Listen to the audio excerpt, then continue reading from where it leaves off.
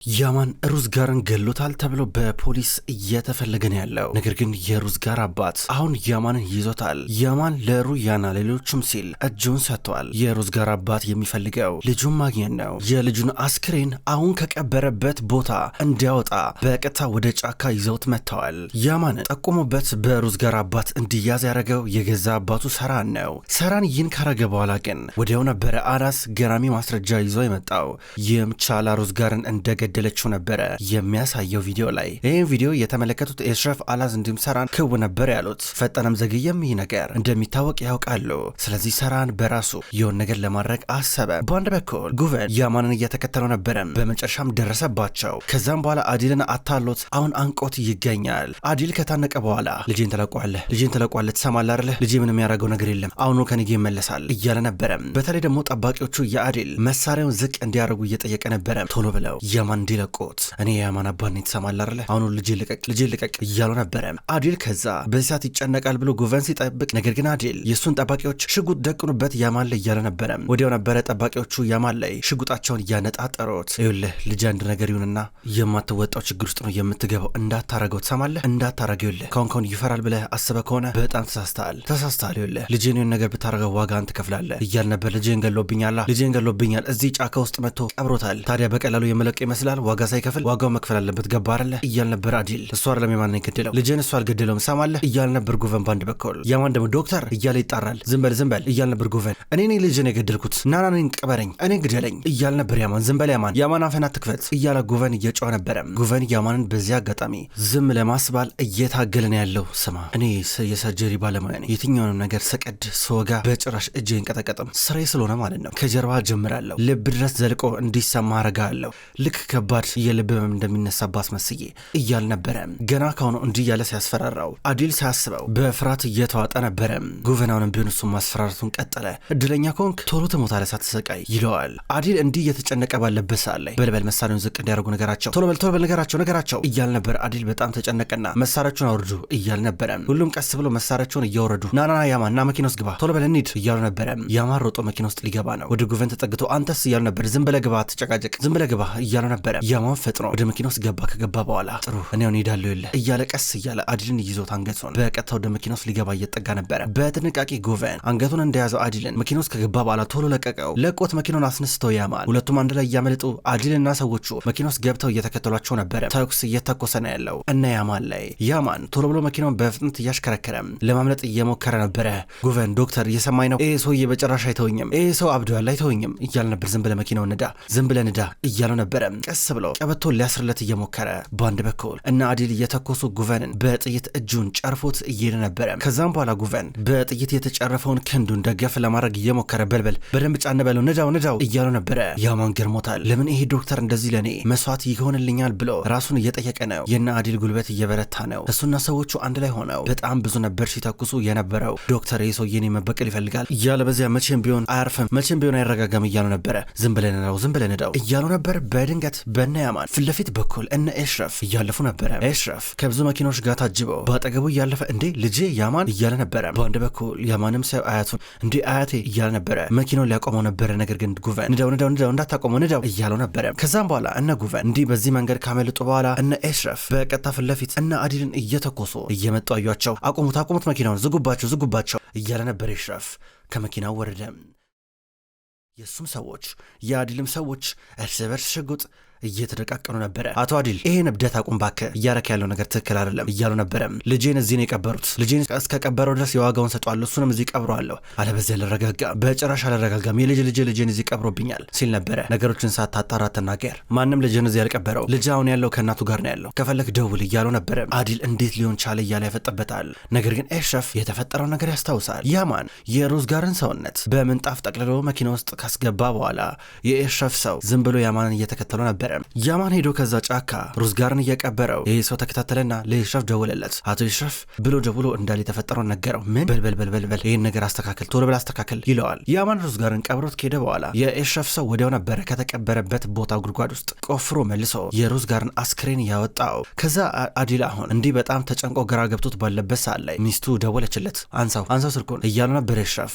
ከዛ ሚስቱ ስትደውል ዛራ እያለ ነበረ። አዲል የልጃችንን ሰውነት አግኝተውታል፣ በህይወት እንዳለ አመጣዋለሁ ብለ ነበረ፣ ነገር ግን ግን ፖሊስ አሁን አስክሬኑን ይዘው የመጡት ምንድነው የምናረገው? ልጃችን ሞቷል፣ ቃል ገብተልኝ ነበር፣ ልጃችን አተነዋል እያለችው ነበረ። ከዛ ስልኩን ዘጋው። ግን እኮ የልጅ ልጅ እኮ ልጄን እንደገደለውና እንደቀበረው ተናግሮ ነበር አለው። አዎ ስታስደነግጠው ታዲያ ምን ይበል? አዲል በቃ ይህን ጦርነት ማቆም አለብን፣ ይህን በቀል አብቃው። በቃ ለማንኛውም ልጅን የገደለው ማን እንደሆነ ታውቀዋል። ሰራን ለፖሊስ እጁን ሰጥተዋል። እስከነ ሙሉ ካሳው ያለብንን ነገር በሙሉ እንከፍላለን። ይህን ጦርነት አቆም እያሉ ነበረ።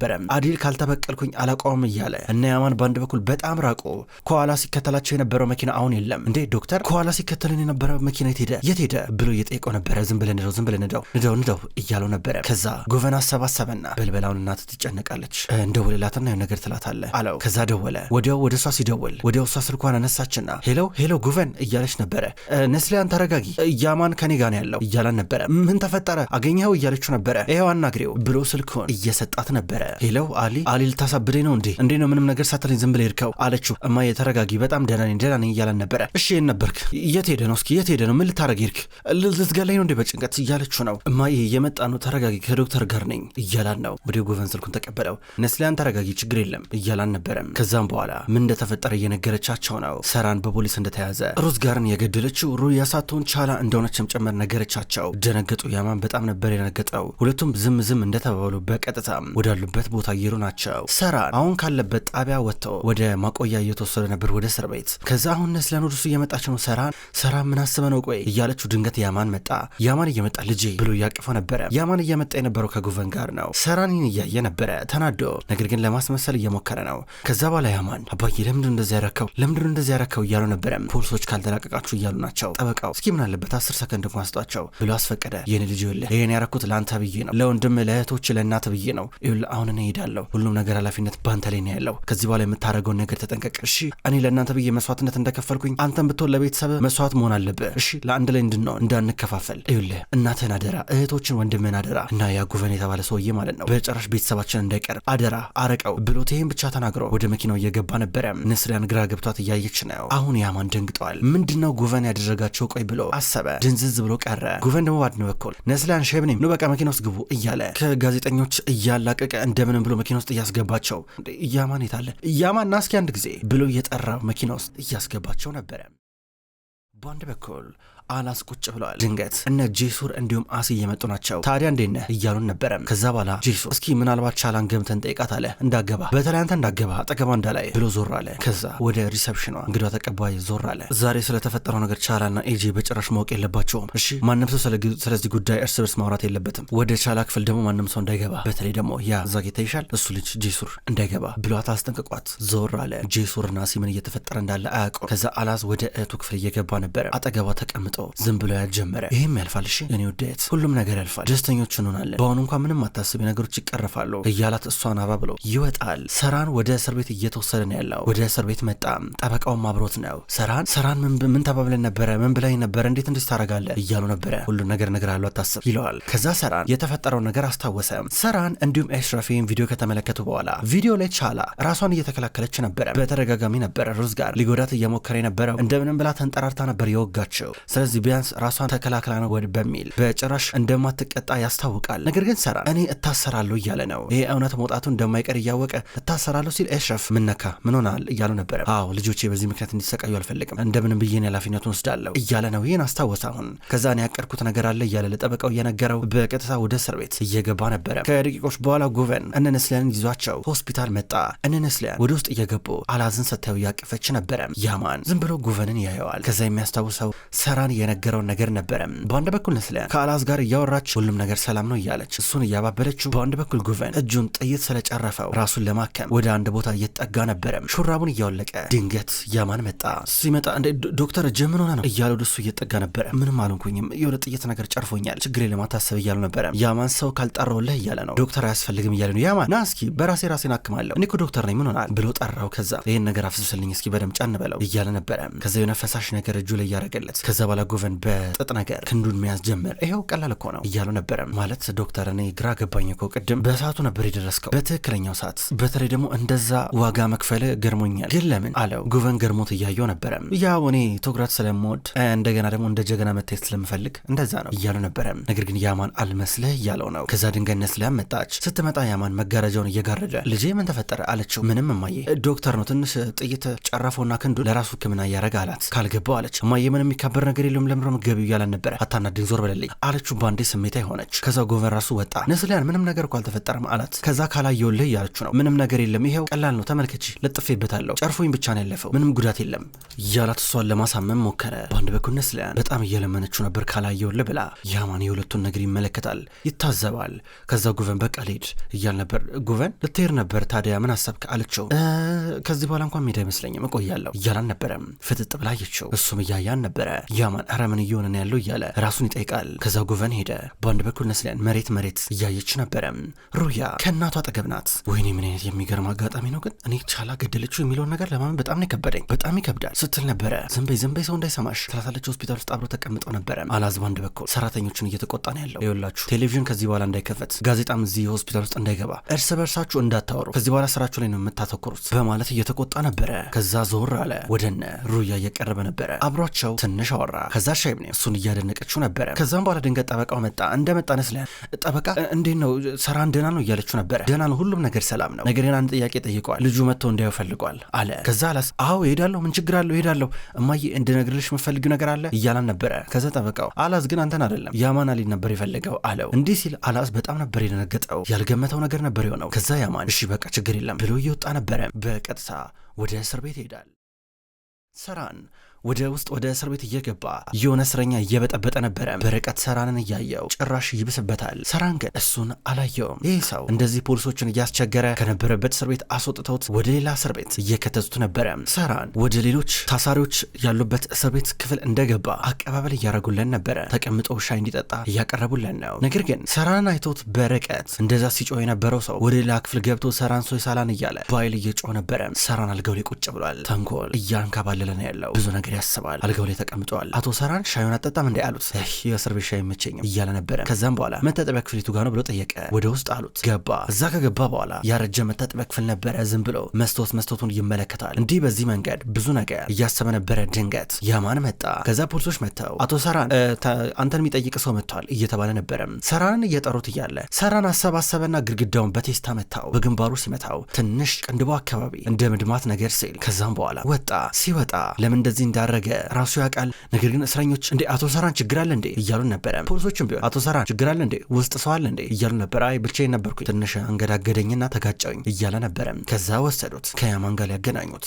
በቀጥታ ሁሉም እስረኞች ጥያቄዎቻቸውን የሚያናግሩበት ቦታ እየመጡ ነበረ። ከዛ አብረው ተቀመጡ። ያማን አባቱን እንዳየው አባዬ ምንድነው የተፈጠረው ችግር አለ እንዴ እያሉ ነበረ። ያው እንግዲህ እስር ቤት ነው። እስር ቤት ደግሞ ያው የሆነ ምንዝናናበት ቦታ አይደለም። እንደዚህ ነገር ያጋጥማል።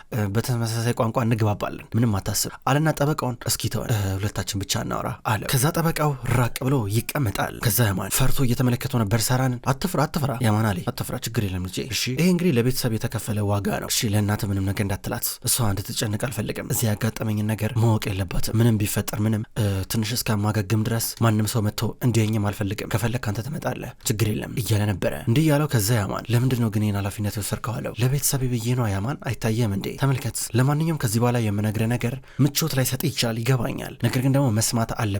ምክንያቱም እንደምታይኝ ከሆነ አጣብቂኝ ውስጥ ገብቻለሁ። እኔ በአሁን ሰዓት ብፈልግ እንኳን ቤተሰብን መጠበቅ የማልችልበት ሁኔታ ውስጥ ነው ያለሁት። አንተ ነህ ከዚህ በኋላ ቤተሰቡን የምታስተዳድረው እና ተጠንቀቅ እሺ እያሉ ነበረ።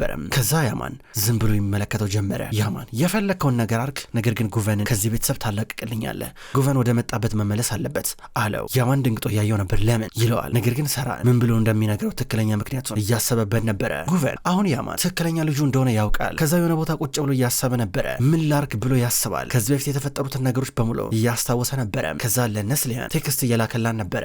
ነስሊያን በአንድ በኩል ሆስፒታል ውስጥ ናት። ልጇን ልታይ እየመጣች ነበረ። ከልጇ አጠገብ ተቀምጣ እሷን ዝም ብላ ካየች በኋላ በቀጥታ ከክፍሉ እየወጣች ነበረ። ነስሊያን በዚህ መንገድ ከክፍሏ እየወጣች ከዛ በኋላ በር ላይ ነበረው ነርስ አዲስ ነገር ከተፈጠረ ትነግረኛለህ ብላው እየወጣች ነው። ከዛም በኋላ ወዲያው በስልኳ ቴክስት እየገባላን ነበረ። ምንድነው ብላ ዝቅ ብላ ስትመለከት ቴክስቱን የላከው ጉቨን ነበረ። በአስቸኳይ መገናኘት አለብን የሚል ቴክስት ልኮላታል። ከዛ እሷ ፈጥና ከሆስፒታል እየወጣች ነው።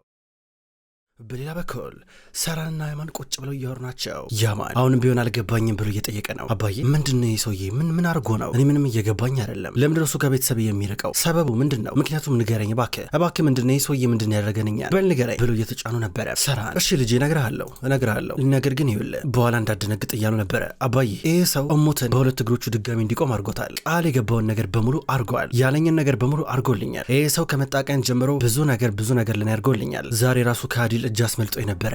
ራሱን ጥይት ማል ነበር የከተተው። እየተተኮሰበት እንደሚተኮስበት እያወቀ ጭምር ነበረ እሳት ውስጥ ራሱን ለኔ ብሎ የከተተው። ታዲያ ምንድነው ምክንያቱ ከዚህ ሁሉ ጀርባ? እስኪ በላ ንገረኝ። ለምንድነው ከቤተሰብ የሚርቀው? ምንድነው በአንድ እንደዚህ ጠላት ያረካው? እያለው ነበረ። እሺ ከዚህ በኋላ ነገር አለው ግን እንዳድነገጥ። ሲጀመር እሱ ትኩረት የሚወድ ሰው ነው። በቃ እዩኝ የሚል ሰው ነው። በሰው ሕይወት ውስጥ ገብቶ ጀግና ለመሆን ይሞክራል እያለው ነበረ። አይመስለኝም አባዬ ተጨባጭ የሆነ ነገር ንገረኝ። ይሄ በፍጹም ሰበብ ምክንያት ሊሆን አይችልም። እባክህ ንገረኝ አለው። ከዛ በኋላ ሰራን ይኸውልህ እኔ ባልነግር ደስ ይለኝ ነበር፣ ነገር ግን ጸጸቱን አልችለውም። ሳልነግር ቀርቼ ለሚመጣው ነገር ራሴን በጸጸት መግደል አልፈልግም እና ለዛ ነው ይለዋል። እኮ ንገረኝ ብሎ ተጫነው። ምንድነው ከዚህ ሰውዬ ጋር ያለ ችግር ብሎ ሲጠይቀው እሺ በቃ እነግርሃለሁ እናትህ ናት አለው። ያማን ደንግጦ እያየው ነበረ።